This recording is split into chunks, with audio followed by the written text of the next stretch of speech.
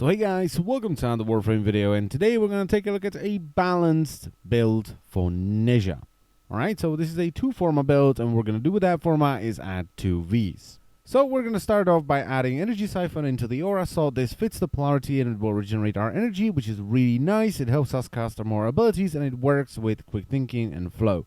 Now for power strength, I'm using Power Drift, Intensify, and Transient Fortitude. This buffs our healing, our damage a little bit, and it buffs our warding halo, which is the most important thing. Then we're going to use Prime Continuity to kind of balance out Transient Fortitude and to give us more duration on the mark from Chakram and more duration on our crowd control. Then Quick Thinking and Flow as our defensive mods because, well, Nezha does have some decent armor, but he just doesn't have enough health to utilize that armor, and his shields are very low, so I just chose Quick Thinking and Flow instead. Then we're going to add Streamline to boost our power efficiency, and I didn't really want to go with Fleeting Expertise for this build, because I think Fleeting Expertise just cripples duration way too much for this build, alright? Then we're going to add Stretch to boost our power range, and finally we're going to add Natural Talent, because in my opinion, Nezha's casting animations are far too long. Now, Nezha, in my opinion, is still kind of meh. Alright, he's a fun frame, but he doesn't really do anything special. And when you try to build him around one of his abilities, you will cripple the other abilities a lot. And that's why I chose a balanced build rather than a focused build.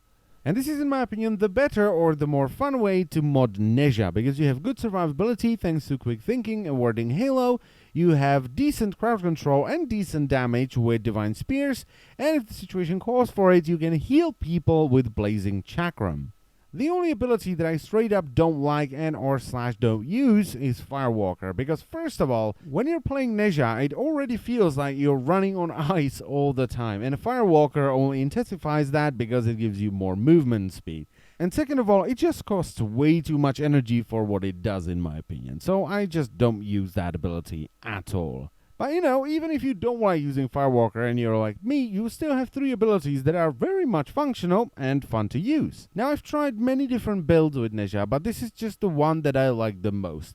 I tried to go for range and duration for some crowd control. I tried to go for range and power strength for some damage with Divine Spears, but it was just a one-trick pony. And I really don't like one-trick pony frames outside of like Bladestorm Ash. I, for instance, hate playing Radial Javelin Excalibur. I just hate standing there pressing one button over and over and over again for the entire mission. That's just not my kind of thing. So after a bit of testing and playing around with the builds and few really boring runs on Draco, I decided to scrap all those ideas, and I've tried to make Nezha as fun as possible. And this is the result. You know, this is kind of the jack of all trades, master of none. You have decent survivability, but you're not Rhino. You have decent healing, but you're not Trinity. And you have decent damage, but, you know, you're not Bladestorm Ash or Radial Javelin Excalibur. Now, before I end the video, on Monday I was talking about upgrading my rig on either Tuesday or Wednesday. And while the parts did arrive yesterday, I'm still using my old rig, because I had to order another motherboard, because the one I got had an 1150 socket for the CPU, which is fine, you know, that's nice and dandy, but it had the old, like 5 years old, GPU slot. I had no idea they still put these things on motherboards. I don't even know if they make graphics cards with these slots anymore. So I didn't even check it when I was buying it. And when it arrived, I put it all together. Alright, let's put in my GP. Oh my Jesus Christ, it has the wrong socket. And that's why there was no video yesterday, because by the time I put it all together, it was really late, I was tired, and I just went to bed. And if the new motherboard arrives tomorrow, which it should, and I really hope it flipping does, there probably won't be a video tomorrow either, which really sucks, and I'm really sorry for this, but this whole thing just wrecked my schedule. So that's it. I should have checked the bloody motherboard properly before buying it. I thank you very much for watching, and I will see you next time. Bye bye.